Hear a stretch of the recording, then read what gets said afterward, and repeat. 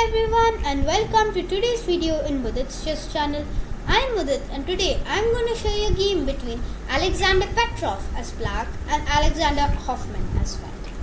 Petrov is very famous for the Petrov's defense, which is in this move order: e4, e5, knight to f3 and knight to f6.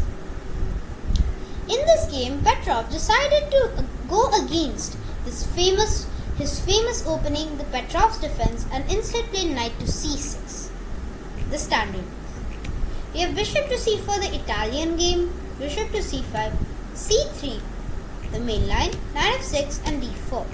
We have this very aggressive variation of the Duke of Piano, which is called the center attack.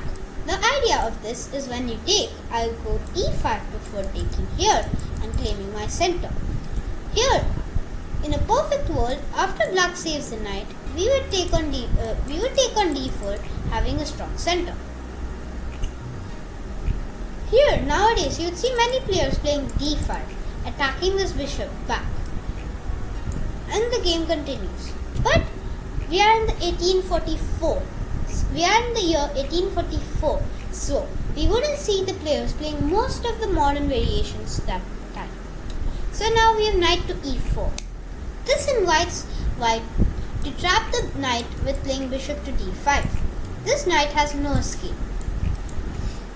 This is what Petrov invited, and this is which happened in the game. In those days, the players would go for the most aggressive approaches. And so, Petrov played knight takes f2, sacrificing a piece.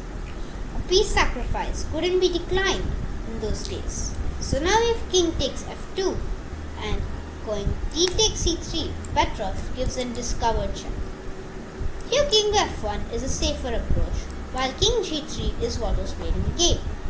This variation is named after an Indian poet, writer and chess player, Gulham Qasim. Gulham Qasim used to play this variation, and only 2 games are there, in which this was one of them, and the one Gulham Qasim played was the other one. In the Gulham Qasim variation, when Gulham played this, the move that was played was castles. Now we have c takes b2, a novelty. We have bishop takes b2 and knight to e7. Defends this important d5 square from the bishop f7 threat. The threat was bishop f7, king f7 and queen d5, which is now guarded by the knight. We have knight to g5, a blunderous move. This tries to pressure f7, but after knight d5, knight f7, not directly going queen d5, we are trying to grab a pawn, because after takes, when you move the king back, I win the bishop. So, we have knight f7, and now Petrov plays this amazing move, castles, sacrificing his queen.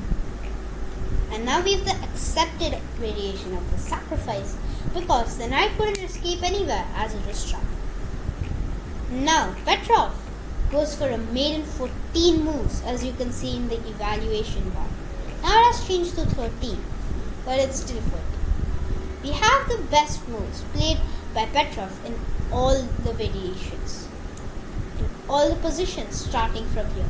We have bishop f2 by Petrov. Here we have king to h3 by Hofman. Now we have d6 check. Here if we were to go g4, it's a mate in 1 after knight f4. So instead we have e6, and now knight f4 checked anyway. King to g4 is the only move, and now this amazing move, I would like you to pause your videos and try and figure this out. If you would figure out knight e6, congratulations.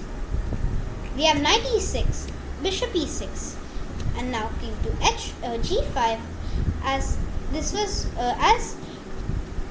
this move or king to h5 are forced. We have the same moves for all the variations, and now we have rook to h5, king to g4, pawn to h5 check, king to h3, and an amazing mate with rook to f3. So this was the game. Hope you enjoyed it and see you in my next video. Bye.